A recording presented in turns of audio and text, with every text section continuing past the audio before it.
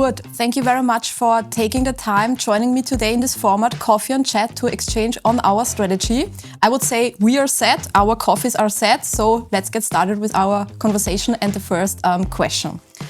I think it's not a big secret that you are very passionate about soccer. Today we'll be talking about another kind of game plan, our strategy. In soccer, even the best tactics, they only work when the team knows when to defend, when to press and when to take a shot. So let me ask you the following. How does a good team play look like for you when we're talking about executing a strategy? What's important in a very good team play? Yeah, first of all, thank you for the invitation and happy to be here. Yes, sport and my metaphors, I would say not famous, but they are known. So in that case, let me try to answer in the following way. Important for me in a good team play is that we focus on the strength of the individuals. Mm-hmm. I think a team is a perfect fit of different strengths from different individuals. And if we manage to bring these strengths together, and if we manage to bring out the best from each individual, I think that's the best team effort you can achieve. Sometimes we say everybody must make the same or everybody has to do a little bit the same task. I think especially in our times, in our environment and how the society developed, that's impossible anymore. So if I look back personally on my job when I started in the 2000s and I look now what I'm doing now with my task, it's rather impossible to do the same things like 20 years ago. So and this is what I mean, focus on the strength and with this interact in a team and bring together with pieces of everybody the whole set of strategy tasks, goals and deliver that what we as UNIQA define our 3.0 strategy. If you would have to describe our strategy in only 3 words, which ones would you choose? I would choose excellence, I would choose together and growth. Let me explain why. I start with excellence. Excellence, I would say, we want as UNIQA also to be reliable in the life of our customers, in the society. And we can only do that with when we have excellent processes, when we have an excellent approach towards our customer. The customer is the external one and the internal one. So that means also the service that we have internally to do. Even our department, also the other ones. So this is what I understand on excellence. Together is, I think the times are gone when everybody could do, I would say not everything, but a lot of things. With the change in the IT, we have to change in all the regulatory stuff. We have to change in what the society, the customer expects from us. And I think we have a huge strength at UNIQA. This is around 15,000 people all over the group. And to do this together, this is what I mean with together. And growth, finally, from different angles. The first angle is, even for me as CFO, highly important, is that we grow as a company, that we grow as a company in terms of revenues. But, not a big but comes, it's also important, and I would say on the same stage, that we grow as individuals.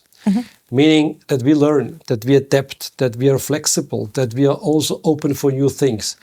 And with this, I think we have the best things in our hand then to achieve our UNIQA 3.0 growing impact strategy, but also that we are working together as a team and that acts in an excellent form. And therefore, excellence together and grow.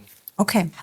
Let us zoom in a bit more on what drives success. From your point of view, what are the most powerful levers for driving economic success for us as UNIQA, let's say for today, but also in the years to come? The different levels, and I think I always like to work and to explain this with two things and 2 ideas. The first one is it's about acting and proactive acting and reacting.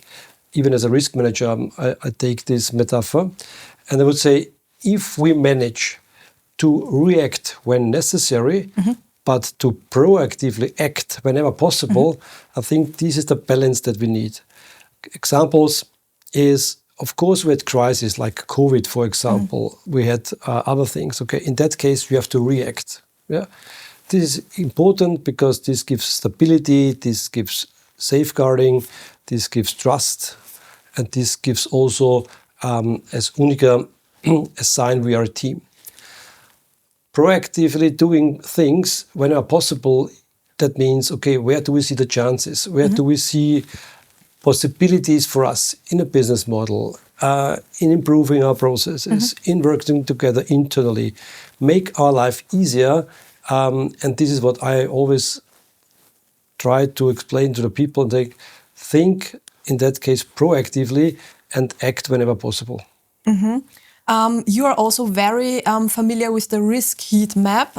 Could you shortly explain what the risk heat map is, tells us about the biggest challenges ahead, and how do we proactively address them? The risk heat map is nothing else than a format where we evaluate risks accordingly to the probability of entry and also the impact it can have on profit or on our capital management. To create a heat map, you need several things. I start with the most important one. You need an open risk culture. So that means everybody shows up and says, okay, I see here a risk. Then we have to evaluate, is it a risk or is it just a problem that goes away after time? So risks that are on the heat map is, for example, the interest environment, the inflation development, the cyber development, certain legal cases that can have huge impact on the group in that respect. So this is the heat map that we evaluate on a quarterly basis to see, okay, can we actively mitigate those risks? Or are we in a position to say, okay, here we are just in the case of dependent on the government and we have to take care in other ways. But when I talk about risk heat maps, and this is sometimes also in my position as CRO, a pity because we talk about risks. We talk too little about opportunities because in each risk there is an opportunity. What do I mean? Example is cyber. Cyber risk is certainly one of the highest risks in this world, and I think also for us we have to take care. But on the other hand, if you manage cyber risk properly, you figure out that with IT, with artificial intelligence and all that stuff, you have also chances to get more efficiency into the team, to have more, that you're quicker, that you have better standards. And this is what I see as an opportunity.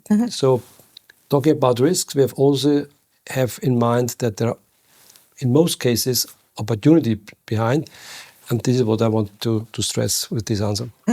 Kurt, thank you very much for your time. Thank you very much for the insights and the exchange. It was really a pleasure to have you here. Thank you very much. Thank you for the nice talk and all the best. Thank you.